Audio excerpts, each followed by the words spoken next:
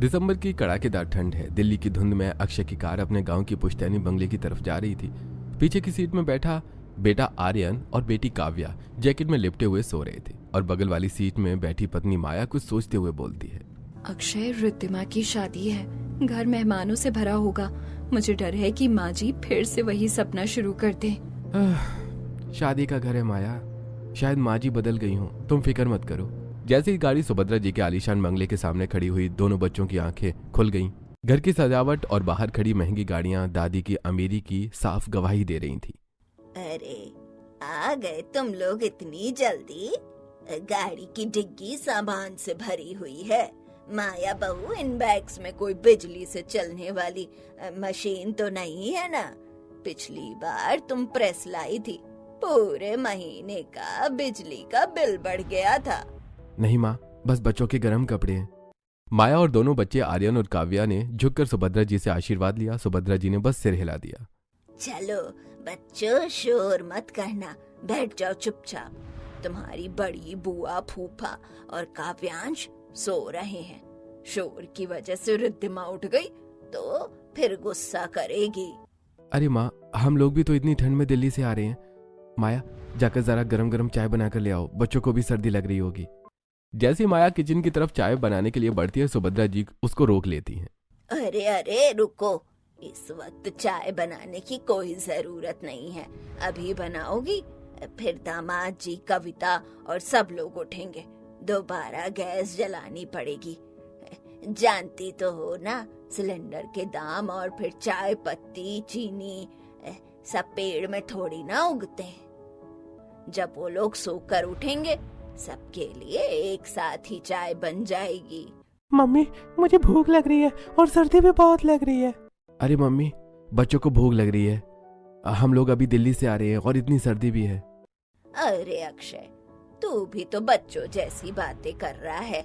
बच्चों को समझा कि आधा एक घंटा रुक जाएं, सब लोग उठ जाएंगे, फिर एक साथ चाय पी लेंगे, नाश्ता कर लेंगे और माया बहू किचन की लाइट बंद करके यहाँ पर आकर चुपचाप बैठ जाओ। करीब 1 घंटे बाद जब ऊपर के कमरे से कविता, काव्यांश और मयंक जी अंगड़ाइयां लेते हुए बाहर निकले, तब जाकर सुभद्रा ने इजाजत दी चाय बनाने के लिए। माया, अब उठो, जाकर गैस जलाओ, चाय बना लो सबके लिए। और हाँ, मलाई वाला हिस्सा अलग रखना, दामाद जी और काव्यांश के लिए। माया ने भारी मन से चाय बनाई और डाइनिंग टेबल पर सजा दी। मेज पर एक तरफ शाही बिस्किट और महंगी नमकीन थी, जो सुभद्रा जी ने काव्यांश और अपने दामाद मयंक के लिए अलग रखी थी। लीजिए, गर्मा गर्म चाय पीजिए। कविता, रिद्धिमा, तुम लोग भी चाय ले लो। और हाँ काव्यांश बेटा, तेरे लिए ये बिस्किट मैंने शहर से मंगवाए हैं, खा ले। काव्या और आर्यन भी डाइनिंग टेबल पर आकर बैठ गए। आर्यन ने जैसे ही बिस्किट की तरफ हाथ बढ़ाया, सुभद्रा ने उसका हाथ रोक लिया। अरे क्या कर रहे हो? ये मयंक फूफा जी और काव्यांश के लिए मंगाए हैं। माया देख, किचन में ऊपर वाले डब्बे में मठरी रखी है, बच्चों के लिए मठरी निकाल दे। और हाँ अक्षय, तू भी जरा चीनी कम खा, चीनी बहुत लेता है चाय में तू, डॉक्टर ने मना किया है ना। अक्षय अपनी चाय का कप पकड़कर चुपचाप ये देख रहा था कि काव्यांश बड़ी शान से बैठा है और उसकी दादी सुभद्रा जी खुद अपने हाथों से उसे काजू बादाम खिला रही हैं। वहीं दूसरी तरफ काव्या और आर्यन को ऐसा महसूस कराया जा रहा था जैसे वो इस घर के बच्चे नहीं बल्कि कोई अनचाहे मेहमान हो। अरे माँ जी, इन बच्चों को भी खाने को दीजिए ना, आखिर घर के ही तो है ना। अरे दामाद जी, आप नहीं जानते, शहर के बच्चों का पेट बड़ा ही नाजुक होता है। जरा सा मीठा मैदा खाकर पेट खराब हो जाता है और फिर डॉक्टर को पैसे दो। इससे बेहतर है पहले ही जरा ख्याल रख लिया जाए। दोपहर हो चुकी थी। रिद्धिमा बुआ अपने कमरे में बैठकर सहेलियों की अपने डिजाइनर लहंगा दिखा रही थी। तभी काव्या भागती हुई कमरे में पहुंचती है। अरे वाह रिद्धिमा बुआ, आपका लहंगा तो कितना सुंदर है और आप भी बहुत सुंदर लग रही हैं। क्या मैं आपके लहंगे को छू सकती हूँ? इससे पहले कि काव्या अपनी बात पूरी कर पाती या लहंगे को छुपाती, रिद्धिमा का चेहरा गुस्से से लाल हो गया था और वो जोर जोर से चिल्लाने लगी। मम्मी, मैंने कितनी बार मना किया है, मेरे कमरे में कोई भी नहीं आएगा। क्या आपने नहीं बताया था भाभी को कि काव्या आर्यन को मेरे कमरे में ना आने दी? मेरा डिजाइनर लहंगा उसे अपने गंदे हाथों से छुएगी तो वो खराब हो जाएगा। अरे काव्या, क्यों आई तुम बुआ के कमरे में? इतनी बार तो मना किया है तुम्हारी माँ को कि बच्चों को रिद्धिमा के कमरे में ना आने दे। अब जाओ, बाहर जाओ। मेरी बेटी की शादी है और उसका मूड खराब कर दिया। दादी सुभद्रा के चिल्लाने के बाद काव्या बाहर चली गई। तभी खिड़की से उसने देखा कि वहीं रिद्धिमा बुआ के बिस्तर पर काव्यांश आराम से बैठा हुआ है और दादी उसे अपने हाथों से काजू बादाम खिला रही हैं। ले मेरे बच्चे, खा एक और। ये शहर के बच्चों को तो होश ही नहीं रहता अपनी सेहत का, इसीलिए मैंने काजू बादाम तेरे लिए मंगा के रखे थे कि जब तू आएगा तो तुझे पेट भर खिलाऊंगी। काव्यांश की तरह मैं भी तो बच्ची हूँ, फिर मेरे कमरे में रहने से लहंगा कैसे गंदा हो रहा था? और काव्यांश भी तो कमरे में है, उसके रहने से बुआ को कोई दिक्कत नहीं है। अपनी दादी और बुआ के व्यवहार से काव्या उदास रहती है और फिर रात का समय हो जाता है। ठंड ज्यादा होने के कारण अक्षय कमरे में हीटर लगा लेता है, जिससे बच्चों को सर्दी से कुछ पल के लिए राहत मिलती है। कमरे के बाहर से गुजरते समय सुभद्रा जी की नजर अंदर रूम हीटर पर पड़ती है। अक्षय, ये क्या कर रहे हो? सुभद्रा जी के चिल्लाने की आवाज से माया और अक्षय घबरा कर उठते हैं। अरे क्या हुआ माँ, आप चिल्ला क्यों नहीं है? सब ठीक तो है ना? कमरे में रूम हीटर चला रखा है और पूछ रहे हो क्या हुआ? तुम्हें पता है ना बिजली का बिल कितना आता है? अरे माँ जी, मैंने ही कहा था अक्षय को रूम हीटर चलाने को। ठंड की वजह से बच्चों के हाथ पैर एकदम लाल पड़ गए थे और आर्यन को तो जुकाम भी हो गया है ठंडी की वजह से। माँ, सर्दी ज्यादा थी इसलिए हीटर चला लिया। मेरे दोनों बच्चों को बहुत ज्यादा ठंड लग रही थी और आपने रिद्धिमा के कमरे में 2-2 हीटर चलाए हुए हैं। अरे अक्षय, तू तो कमाता है, तुझे तो पता होना चाहिए कि पैसा पेड़ पर नहीं उगता। और रही बात रिद्धिमा की, तो वो दुल्हन की सर्दी की वजह से उसकी स्किन खराब हो जाएगी। इतना कहकर सुभद्रा जी हीटर का प्लग सॉकेट से खींच लेती हैं। और हाँ माया बहू, ये नई ऊनी रजाई मत ओढ़ो, ये मेहमानों के लिए है। तुम लोग पुराने कंबल ओढ़ लो। माँ, वो कंबल 10 साल पुराने हैं। क्या आप सच में चाहती हैं कि मेरे बच्चे वो कबाड़ ओढ़ें? पुराने कंबल ओढ़ लेने से कोई मर नहीं जाता है।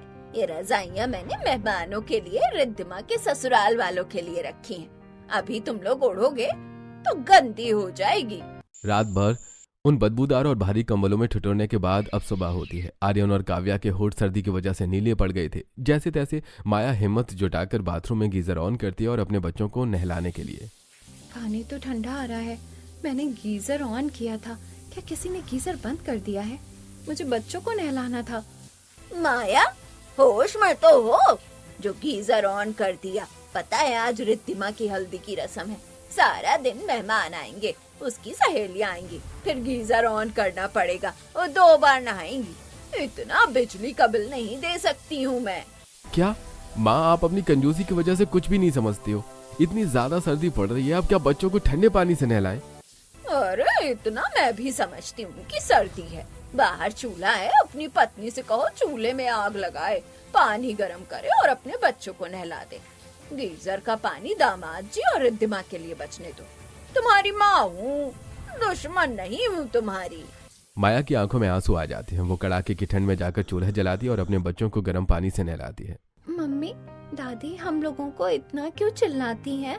दादी के पास तो कितने सारे पैसे हैं, फिर भी इतनी कंजूसी क्यों करती हैं? हाँ मम्मी, काव्यांश भैया को तो कुछ भी नहीं कहती, मुझे और काव्या दीदी को चिल्लाती ही रहती हैं। बुरी बात होती है, ऐसा मत कहो बेटा, बड़ी है दादी तुम लोगों से।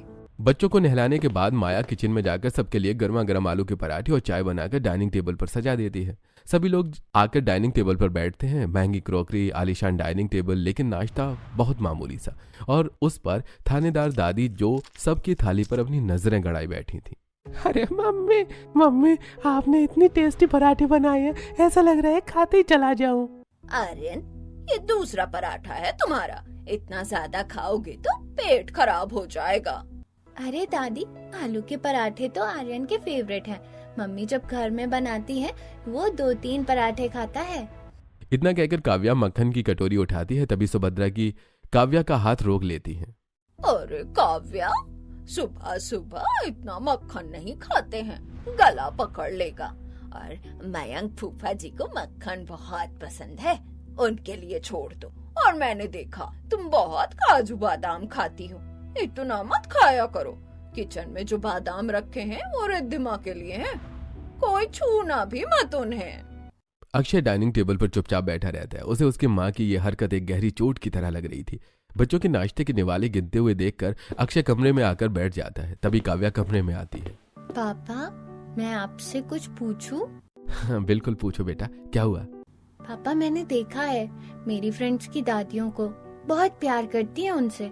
उनके लिए खिलौने, मिठाइयाँ सब कुछ खरीदती हैं। और हमारी दादी के पास तो सब कुछ है, इतना पैसा है, फिर भी वो पराठे गिनती हैं, गीजर ऑन नहीं करने देती, हर बात में चिल्लाती हैं।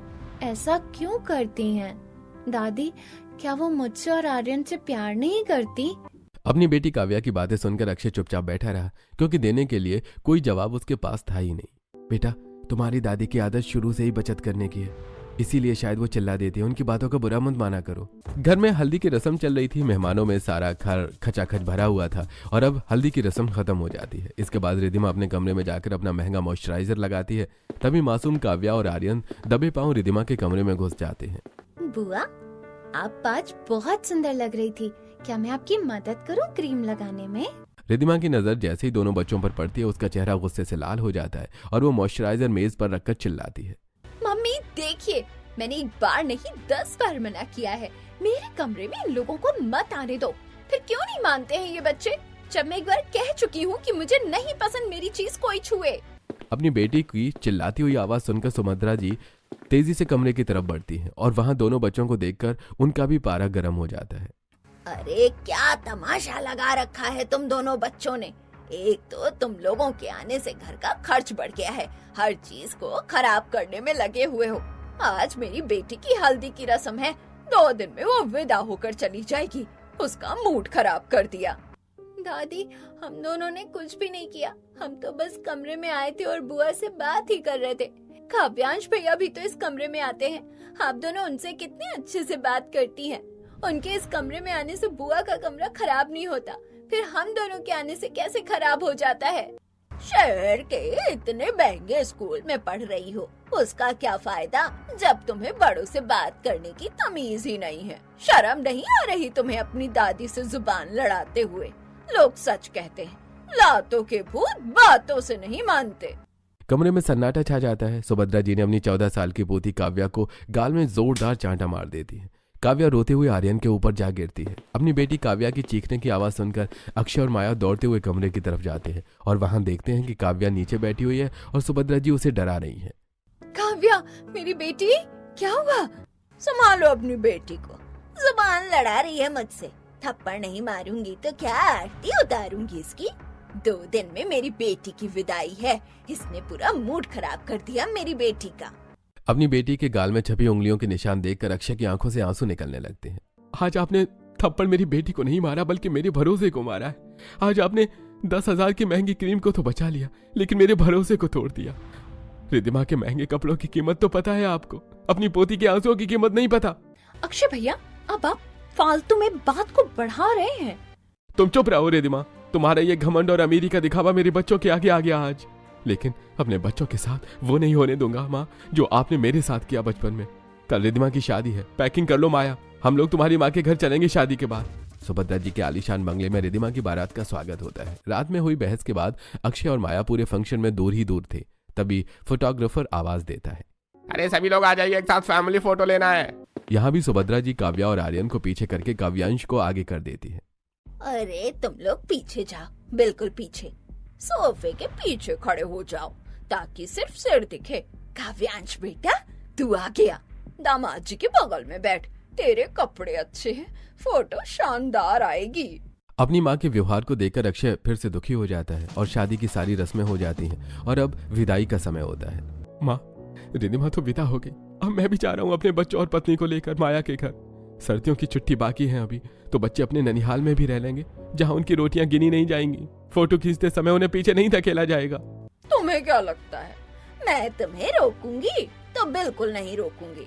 जो तुम्हारे बच्चों के इतने नखरे हैं, वहाँ अपनी गरीब नानी के घर में रह लेंगे वो लोग, जो मुझे वैसे भी जरूरत नहीं है।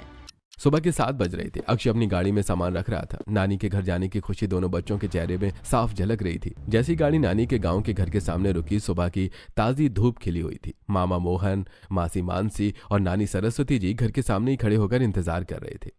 अरे आगे मेरे बच्चे, हम कब से तुम्हारा इंतजार कर रहे हैं। देखो तो मानसी दीदी का चेहरा कैसे उतरा हुआ है सर्दी के कारण। जल्दी से चूल्हा जला दे। काव्या और आर्यन भागकर अपनी नानी की गोद में आ जाते हैं। नानी ने उन्हें अपनी रुई की भारी रजाई में लपेट दिया। अरे नानी, आपको पता है हम लोग जब आए थे तो दादी जी ने तो हम लोगों को 1 घंटा इंतजार कराया, फिर चाय पीने को दी। आपने तो 10 मिनट में चाय बनवा दी। अरे आर्यन, क्या तुम हर जगह अपनी दादी की बात करने बैठ जाते हो? चुप रहो, बड़ी है तुमसे।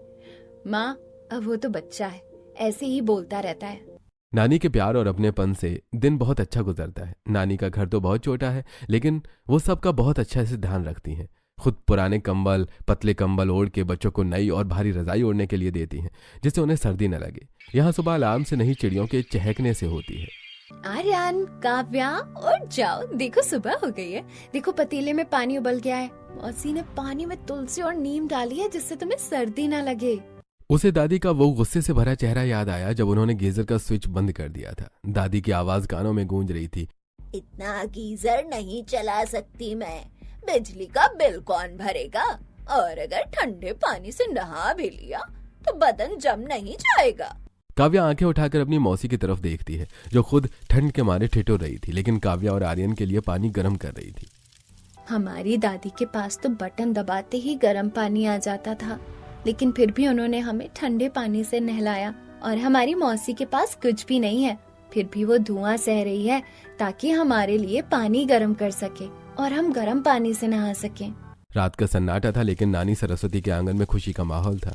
बीच में लकड़ियों का बड़ा सा ढेर जल रहा था। अक्षय, माया, मामा मोहन और मौसी मानसी चारों तरफ छोटी खटिया डालकर बैठे थे। नानी बीच में बैठी सबको गरम गरम भुनी हुई मूंगफली और गुड़ दे रही थी। हवा ठंडी थी, पर अलाव के पास बैठकर सबको पसीना आ रहा था। हंसी ठिठोली चल रही थी। मामा मोहन पुराने किस्से सुना रहे थे और बच्चे ठहाके मार रहे थे। नानी, आपसे एक बात पूछूं, क्या आपकी लकड़ियों का बिल नहीं आता? दादी के घर में तो जरा सा हीटर ऑन करो, दादी गुस्सा करने लगती थी, बिल बढ़ जाएगा। आपकी लकड़ियों का बिल नहीं आता है क्या? पूरे आंगन में सन्नाटा छा गया। अक्षय की नजरें नीची हो गई। नानी ने मुस्कुराकर आर्यन को अपने पास खींचा और कहने लगी, अरे बेटा, लकड़ियाँ तो बाजार में मिलती हैं, पैसा तो लगता ही है, पर उन पैसों की कीमत तुम बच्चों की हंसी से ज्यादा थोड़ी है। पैसे बचाने के चक्कर में अपने बच्चों को ठंडी में ठिठुरने तो नहीं दूंगी। आर्यन और काव्या, तुम दोनों बस मुस्कुराते रहो। तुम्हारा मामा है ना, तुम्हें लकड़ियों की कमी नहीं होने देगा। ये बातें सुनकर काव्या की आंखें भर आती हैं और वो अपनी नानी की गोद में अपना सिर रख लेती है। नानी प्यार और अपनेपन से काव्या का सिर अपने हाथों से सहलाने लगी। तभी काव्या पुरानी बातें याद करने लगती है। दादी का गुस्सा भरा चेहरा और गुस्से में मारा वो थप्पड़, जिसका निशान गालों से तो मिट गया, लेकिन दिल में जो गहरी चोट दे गया वो अभी भी नहीं भरा था। नानी, अगर आपकी कोई महंगी चीज मुझसे टूट जाए तो क्या आप भी मुझे? काव्या की आवाज भारी हो गई थी। नानी समझ गई थी कि काव्या के दिमाग में कुछ चल रहा है। उन्होंने जल्दी से काव्या का माथा चूम लिया। बेटा, चीजें तो टूटकर फिर जुड़ सकती हैं या नई आ सकती हैं, पर अगर एक बार बच्चे का मन टूट जाए तो उसे जोड़ना मुश्किल होता है। तू तो मेरी गुड़िया है, तुझे कैसे कोई हाथ लगा सकता है। खाने का समय होता है। मानसी चूल्हे में बाजरे की रोटियां सेकती है। नानी सबकी थाली में खाना परोसती है। जैसे ही थाली अक्षय और बच्चों के सामने आती है, उनकी आंखें खुली की खुली रह गई, क्योंकि बाजरे की रोटी में बीच में बड़ा सा मक्खन का गोला रखा है। पूरी कटोरी घी से भरी हुई है और दही से एकदम ताजी खुशबू आ रही थी। अरे ये क्या माँ, आपकी थाली में तो बस सूखी रोटी रखी हुई है और हमारी थालियां घी और मक्खन से भरी हुई हैं। मोहन के पास भी मक्खन नहीं है। अरे बेटा, हम तो रोज यही खाते हैं। तू तो मेरा जमाई राजा है और ये मेरे दिल के टुकड़े, मेरे आर्यन और काव्या। शहर में कहाँ ऐसा ताजा माखन मिलता है। खाओ खाओ, हाथ मत रोको। मक्खन का वो निवाला मुंह में जाते ही माया और बच्चों को दादी के घर का वो डाइनिंग टेबल याद आ गया। दादी मक्खन की कटोरी को कसकर पकड़ी खड़ी थी। जैसे ही आर्यन ने हाथ बढ़ाया, दादी ने कहा, बस इतना मक्खन मत खाओ, पेट खराब हो जाएगा। और माया, ये मक्खन बचाकर फ्रिज में रख दो, कल दामाद जी और काव्यांश के लिए पराठे बनाने हैं। इन बच्चों को सादी रोटी दो, उन्हें आदत खराब करने की जरूरत नहीं है। रोज रोज इतना मक्खन कहाँ से आएगा। नानी, दादी तो कहती थी कि मक्खन बहुत महंगा होता है, इसीलिए वो हमें नहीं देती थी। आपके पास तो बहुत कम पैसे हैं, फिर भी आप हमें इतना सारा मक्खन क्यों दे रही हो? आपको डर नहीं लगता कि खत्म हो जाएगा? नानी ने काव्या का हाथ थाम लिया और बहुत बड़ी बात कही। बेटा, तुम्हारी नानी के पास सारी जमा पूंजी मेरे बच्चे के है। मेरे पास जो भी है मैं तुम सब लोगों के ऊपर ही तो लगाऊंगी, किसी और के लिए थोड़ी है। क्योंकि हम जानते हैं खाली पेट रहने का दर्द क्या है। दादी के पास पैसा ज्यादा है, इसीलिए शायद उन्हें उसे खोने का डर ज्यादा है।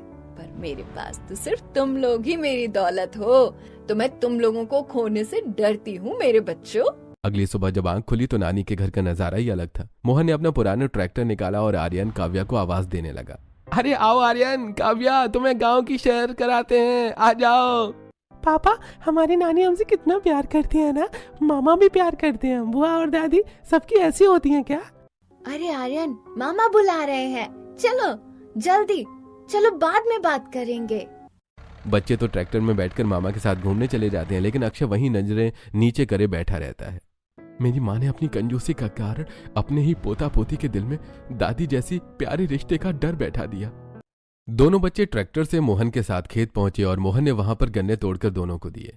मामा, क्या हम इसे यहीं पर खा सकते हैं? अरे हाँ पगली, खाने के लिए ही तो तोड़ दिए हैं। माया दीदी को भी गन्ने बहुत पसंद है, उनके लिए तो तोड़ लूं, तुम दोनों खाओ। काव्या और आर्यन गन्ने खाते हुए खेत में खेल कूद रहे थे। चेहरे पे मुस्कुराहट थी, बिना किसी डर के।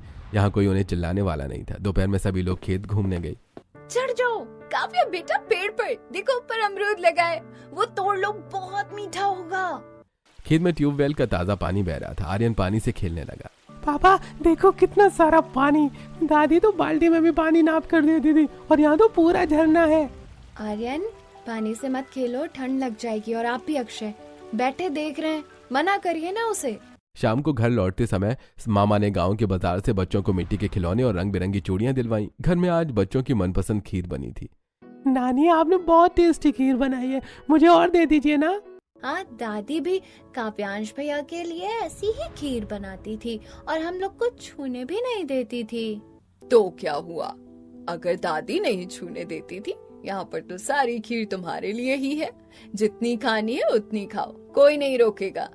ननिहाल में बिताई छुट्टियों की वो आखिरी रात थी। कल सुबह अक्षय को अपने परिवार के साथ दिल्ली वापस निकलना था। खाने के बाद जब सब आंगन में अलाव के पास बैठे थे, अक्षय ने अपनी जेब से नोटों की एक गड्डी निकाली और नानी के हाथ में रखने की कोशिश की। माँ जी, आपने बच्चों के लिए इतना कुछ किया। मोहन और मानसी ने भी दिन रात तक एक कर दिए। बच्चों को बहुत अच्छा लगा। ये कुछ पैसे रख लीजिए, मेरी तरफ से आपके काम आएंगे। अरे अक्षय बेटा, क्या तू मेरी ममता और प्यार की कीमत लगाएगा? बेटा, मैं गरीब जरूर हूँ, कंगाल नहीं हूँ जो अपने बच्चों को प्यार देने के बदले पैसे ले। ये पैसे तुम रख लो बेटा, मैं नहीं लूंगी। अक्षय की आंखों में आंसू आ गए। नानी ने उठकर अलमारी खोली और वही नई मखमली रजाई निकाली जिसे उन्होंने बड़ी मेहनत से बचा कर रखा था। ये ले अक्षय, आज रात कड़ाके की ठंड है, तुम सब इस नई रजाई में सो। अब तुम जा रहे हो तो कम से कम आखिरी रात तो तुम्हें पूरी गर्माहट मिले।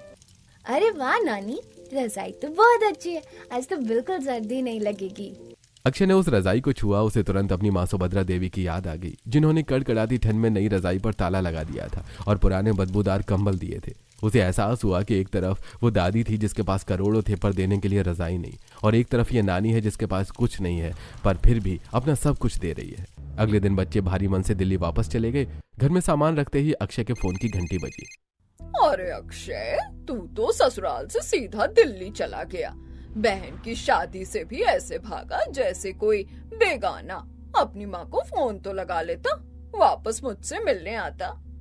खैर छोड़ो, मुझे तुमसे ये कहना था कि पैसे भेज दो, रिद्धिमा के ससुराल वाले आएंगे।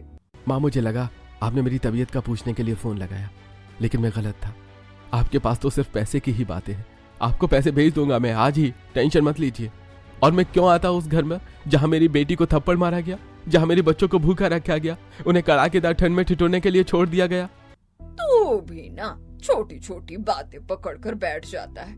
मैं बाद में फोन लगाऊंगी, याद से पैसे भेज देना। अक्षय ने फोन काटने के बाद देखा उसके दोनों बच्चे नानी के घर से आए गुड़ के लड्डू खा रहे थे और अपने नानी के घर की बातें कर रहे थे। और गांव में दादी सुभद्रा अपने आलीशान बंगले में अकेली बैठी बिजली की बचत कर रही थी, लेकिन उनके घर की सबसे बड़ी रोशनी उनका बेटा और पोता पोती हमेशा के लिए उनसे दूर जा चुके थे और धीरे धीरे उन्हें अपनी गलती का एहसास हो रहा था और अपने पोता और बेटे की याद करती रहती हैं।